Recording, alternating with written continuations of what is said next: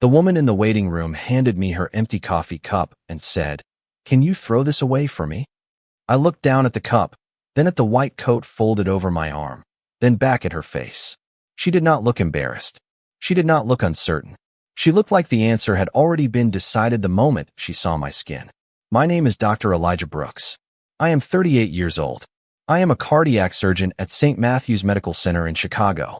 I have spent 14 years studying medicine, 6 years training in surgery, and more nights than I can count standing under operating room lights, while someone's life depended on the steadiness of my hands. But that morning, before I ever reached the surgical floor, before I ever scrubbed in, before I ever spoke to the family of a man whose heart was failing, a stranger saw a black man in a hallway and decided I must be there to clean up after her. I wish I could say it was the first time. It was not. Racism does not always arrive shouting.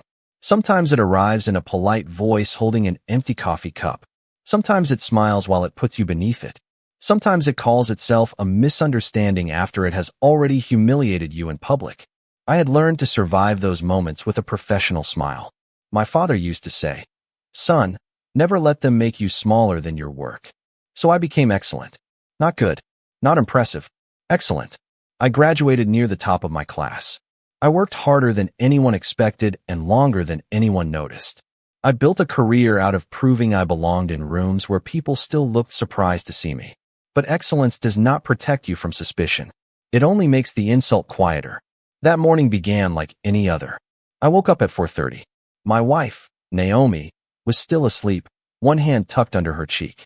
Our daughter, Maya, had left a drawing on the kitchen table the night before. It showed me in a white coat with a superhero cape, standing beside a giant red heart. At the top she had written, "My dad fixes hearts." I smiled when I saw it. I folded the drawing carefully and put it inside my work bag. I did not know. I would need it later.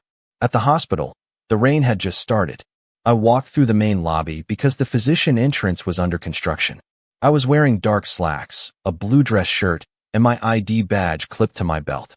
My white coat was over my arm because I never liked wearing it outside clinical areas. I had 3 surgeries scheduled.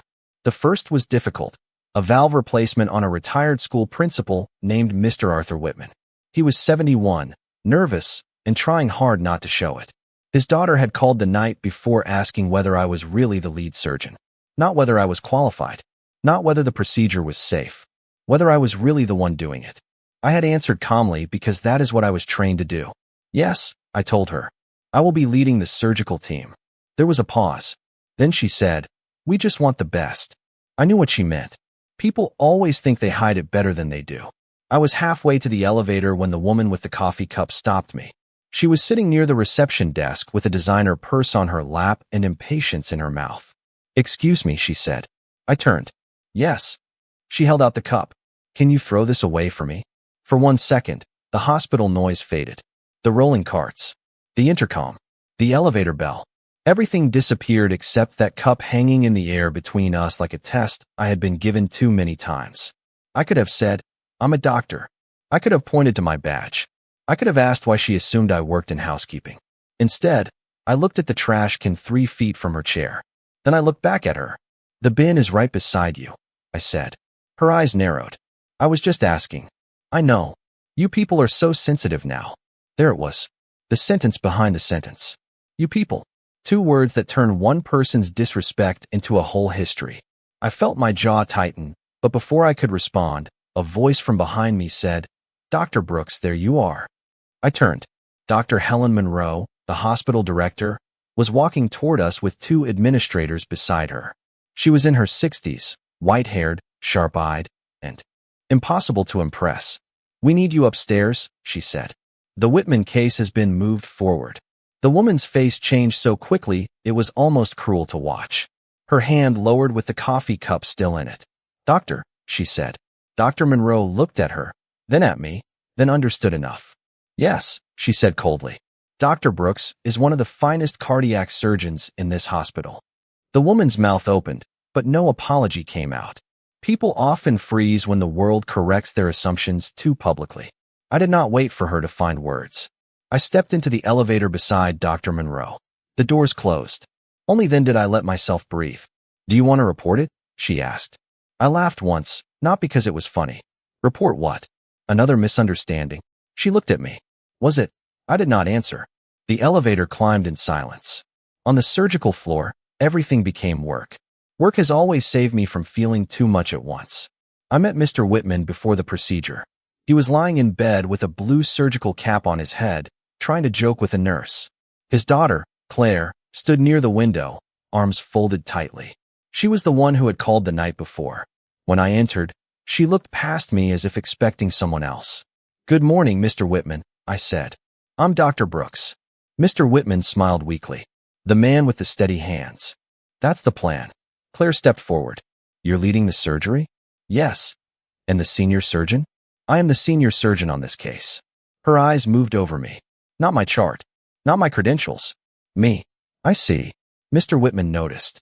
Fathers notice their children's fear, even when they pretend not to. "Claire," he said softly. "It's all right." She forced a smile. "I'm just asking questions." I had heard that line before too. Sometimes people are just asking questions. Sometimes the questions are doors they hope you are too tired to open. I explained the procedure, the risks, the expected recovery. I answered everything clearly. Claire's face remained guarded until Mr. Whitman reached for my hand. "Doctor," he said, "I taught history for 40 years. I know what it looks like when a man has had to earn the same room twice. I trust you." For a moment, I could not speak. Then I nodded. "Thank you, sir." The surgery lasted 5 hours and 21 minutes. It was harder than expected. Scar tissue, fragile vessels, a complication that made the room go very quiet. But quiet is not panic. Quiet is focus. My team moved exactly as trained. I asked for what I needed. The anesthesiologist adjusted pressure. The nurse counted instruments. My hands did not shake. They never did in the room where it mattered most. When the new valve finally seated properly and the heart began to beat with steady rhythm, someone exhaled loudly behind me. I did not know who. Maybe all of us. Afterward, I went to the consultation room where Claire was waiting. She stood as soon as I entered. Her face was pale. "Your father made it through surgery," I said. Her hand went to her mouth. "He's stable." It was complex, but the repair went well. She started crying before I finished the sentence. Relief can make people honest for a second. "Thank you," she said. "Thank you, doctor." I nodded. He still has recovery ahead, but today went well. She wiped her face, then looked at me with something like shame. "I owe you an apology." I knew what she meant. "Your father needs you calm when he wakes up," I said. "Focus on that." "No," she said. "Please. I need to say it. When I saw you, I doubted you. Not because of anything you did. Because of what I assumed." The room felt smaller. "That kind of honesty is rare," I said. "It shouldn't be." "No, it shouldn't." She looked down. "I'm sorry." I accepted the apology because I believed she meant it. But forgiveness is not an eraser. It does not remove the moment that made it necessary. By the time I finished my second surgery, the coffee cup incident had traveled through the hospital the way stories always do. A nurse gave me a look that meant she had heard. A resident asked if I was okay with the careful tone people use when they are afraid of touching a bruise. I told them I was fine. I was not fine. I was functional. There is a difference. At 6 that evening, Dr. Monroe asked me to stop by her office. When I arrived, the woman from the lobby was there, seated stiffly in a chair. Her name, I learned, was Patricia Wells. She was a board donor. Of course she was. Hospitals have hierarchies, and money often sits near the top pretending to be kindness. Patricia stood when I entered. Her eyes did not quite meet mine. "Dr. Brooks," she said, "I wanted to apologize for earlier. I waited. I didn't realize you were a doctor." There it was. Not I should not have assumed. Not I disrespected you. Not I saw your race before your humanity. Just, I didn't realize you were important. I looked at Dr. Monroe. Her expression had gone very still. "Mrs. Wells," I said, "that apology means you believe the problem was mistaking me for someone without status." Patricia blinked. "I didn't mean it that way. But that is what happened." My voice stayed calm. Calm had become my sharpest tool. If I had been a janitor, your tone still would have been disrespectful. If I had been a nurse, it still would have been disrespectful. If I had been a visitor, it still would have been disrespectful. The issue is not that you failed to recognize my title. The issue is that you thought someone who looked like me existed to serve you without question. The room went silent. Patricia's face reddened. "I was only asking for help." "No," I said. You were asking for obedience. Dr. Monroe said nothing, but I saw approval in her eyes. Patricia picked up her purse. I'm sorry you feel that way. I almost smiled. The final refuge of people who do not want accountability, apologizing to your feelings instead of their behavior. She left quickly. Dr. Monroe closed the door behind her. I'm sorry, she said. I sat down, suddenly exhausted. People keep saying that. Because it keeps happening. I looked at the drawing Maya had made, still folded in my bag. My daughter thinks I fix hearts. Dr. Monroe sat across from me. You do. Some days I wonder if this place breaks mine faster than I can repair anyone else's. That night, I got home after Maya was asleep. Naomi was waiting in the kitchen with tea. She always knew when the day had taken something from me. Tell me, she said. So I did. The coffee cup. The patient's daughter. The apology that was not an apology. Naomi listened, her face tight with the familiar anger of someone who loves a black man in a world that keeps testing his right to be ordinary. You should not have to be excellent just to be treated as human, she said. I looked at Maya's drawing on the table. But what happens if I stop being excellent? Naomi reached across and took my hand. Then you should still be treated as human. The next morning, I did something I had avoided for years. I wrote an email to the hospital board. Not about Patricia alone. About the pattern. Patients who asked for another doctor before I spoke. Security guards who stopped black staff more often than white staff.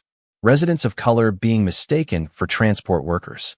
Nurses being called by first names while white doctors were called doctor.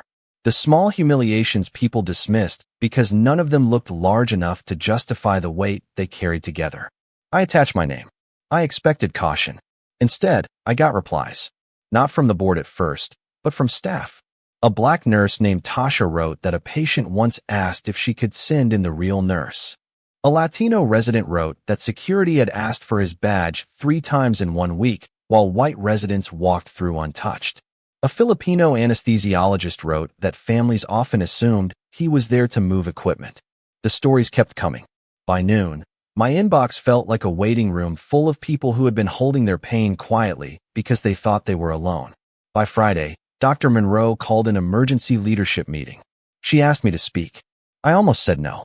Surgeons are trained to control bleeding, not rooms full of executives. But then I thought of Maya's drawing. My dad fixes hearts. Maybe fixing hearts sometimes meant telling the truth before the damage became permanent. The boardroom was full when I arrived. Administrators, department heads, legal counsel, human resources, people with polished shoes and cautious faces. I stood at the front and did not use slides at first. I simply read the stories. No names, just moments. A nurse was told she spoke good English after explaining a medication. Schedule. A resident was asked to deliver food to a room he was assigned to treat. A doctor was mistaken for housekeeping while holding a surgical coat and wearing an ID badge. No one looked comfortable. Good. Comfort had protected the wrong people for too long. Then I showed the data we did have. Patient reassignment requests by physician race, security stops by employee ID records, complaint patterns buried under the word communication. Dr. Monroe leaned forward. What are you asking for? I looked around the room. Not sympathy. Structure. That became the beginning. Mandatory reporting. Bias response protocols. Security review. Clear consequences for discriminatory patient behavior. A policy that allowed staff to refuse abusive treatment without risking their evaluations. Training led not by consultants with soft language, but by the employees who had lived the problem. Some board members resisted. They always do. One said, "We have to be careful not to alienate donors." I looked directly at him. If donor comfort requires staff humiliation, then the donation is already too expensive. The room went quiet again. I had learned to appreciate silence. It often meant the truth had arrived before people had prepared their defenses. 2 months later, St. Matthew's held its first public accountability forum. Staff filled the auditorium. So did community members. Patricia Wells did not attend, but Claire Whitman did. Her father, still recovering, came with her in a wheelchair. When he saw me, he raised one hand. I walked over. "How's the heart?" I asked. He smiled. Stubborn, like its owner. Claire stood beside him, nervous but steady. "I'm speaking today," she said. "If that's okay." I did not know what to say. During the forum, she walked to the microphone. "My father is alive because of Dr. Brooks," she began. And before he saved my father's life, I doubted him because he did not look like the surgeon I expected. I am ashamed of that. But shame is useless if it only makes you quiet. So I'm saying it publicly because I want other families to question what they think professionalism looks like. I watched her father close his eyes. Pride, maybe. Relief. The forum did not fix everything. Nothing honest fixes everything at once. But it changed the air. It gave people language. It turned isolated humiliations into documented patterns. It made leadership responsible for more than good intentions. Weeks later, I walked through the lobby again. Same floor. Same reception desk. Same trash can near the chairs. A young black medical student was standing near the elevator. White coat too new, posture too careful. An older man approached him and began. "Can you tell me where?" The student stiffened. I saw myself in that tiny preparation for insult. But the man finished. "Cardiology is? My wife has an appointment, and we're lost." The student relaxed and pointed him toward the hallway. It was a small thing. Ordinary. But ordinary is what dignity should feel like. I stepped beside him as we waited for the elevator. "First rotation?" I asked. He nodded. "Is it that obvious?" "Only to someone who remembers." He smiled. "I'm nervous." "Good," I said. "It means you care. Just don't let anyone convince you nervous means unworthy." The elevator doors opened. Before we stepped in, Maya's school called. She had forgotten her lunch. I laughed because real life has no respect for dramatic timing. I picked up her lunch during my break and brought it to her classroom. When she saw me in my white coat, her face lit up. "Dad," she shouted. Every child turned. One little boy whispered, "Your dad's a doctor?" Maya lifted her chin proudly. "He fixes hearts." I knelt beside her desk and handed over the lunch bag. "Only when people eat their vegetables." She groaned. Her teacher smiled. On the wall behind Maya, the class had drawn pictures of what they wanted to be. Firefighters, artists, astronauts, teachers, doctors. I saw Maya's new drawing near the window. This time, she had drawn me in my white coat standing beside a group of people, nurses, doctors, patients, families. Above it, she had written, "Everybody deserves care." I stood there longer than I meant to, because maybe that was the lesson. Not that I was a doctor and therefore deserved respect. Not that my title corrected the insult. The lesson was that respect should never depend on a title at all.